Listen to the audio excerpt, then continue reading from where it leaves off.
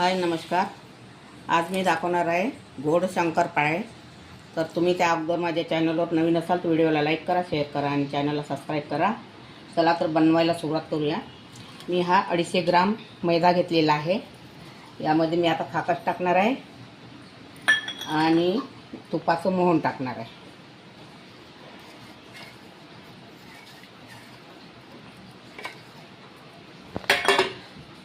आणि हे 1 वाटी साखर घेतलेली होती मी.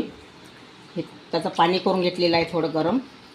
हे पण यामध्ये भिजवायला टाकणार आहे. आणि 1 चुटकी मीठ टाकलेलं आहे मी.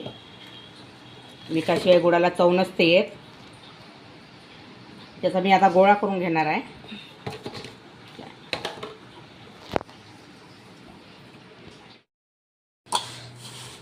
आता हा आपला गोळा तयार झालेला आहे गोड शंकरपाळ्याचा. आता मी याचे पण शंकरपाळे मी लवकरच पाडणार आहे. मी याला मुरू नाही देणार आहे, कारण लवकर शंकरपाळे पाडल्याने त्याला स्पंज छान येत असते, खायला रुची लागत असते आणि फुलते छान.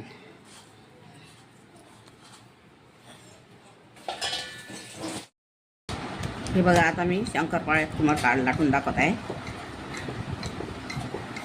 अशी चपाती लाटायची.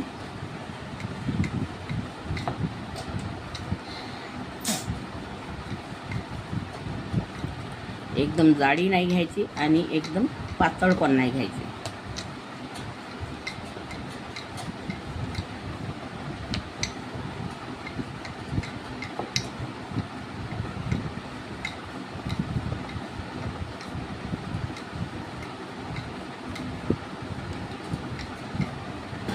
एवढी जाड ठेवायची.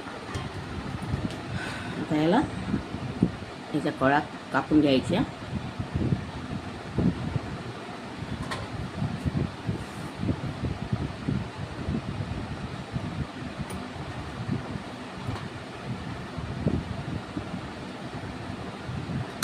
आणि आता अशी चक्री फिरवायची.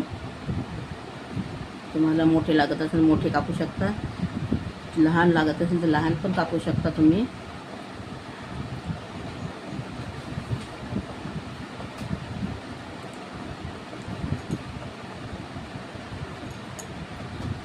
हे असे शंकरपाळे छान पाडून घ्यायचे.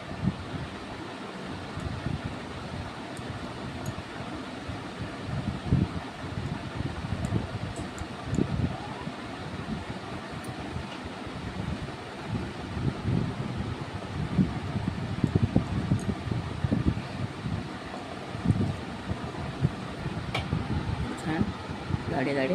आणि आता हे छान फुगत असते, खायला पण टेस्टी लागत असते. असे शंकरपाळे पाडून घ्यायचे. आता हे शंकरपाळे मी तळून दाखवते तुम्हाला. कढईमध्ये टाकत आहे ते.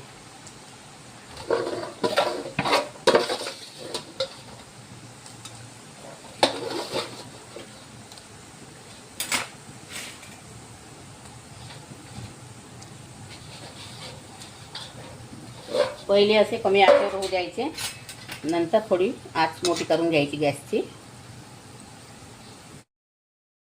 आता हे आपले शंकरपाळे तयार झालेले आहे, गोड शंकरपाळे. बघा,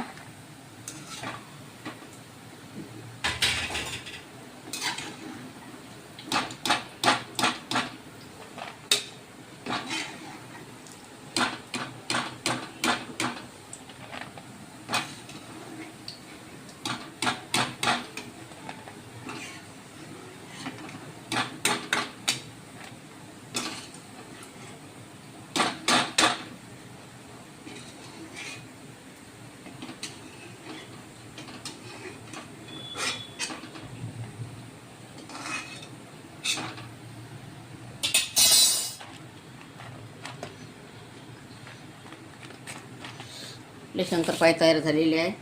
अगर तुम्हाला माझी शंकरपाळ्याची रेसिपी आवडली असेल तर व्हिडिओला लाईक करा, शेअर करा आणि चॅनलला सबस्क्राईब करा. धन्यवाद. आणि व्हिडिओ बघितल्याबद्दल थँक्यू.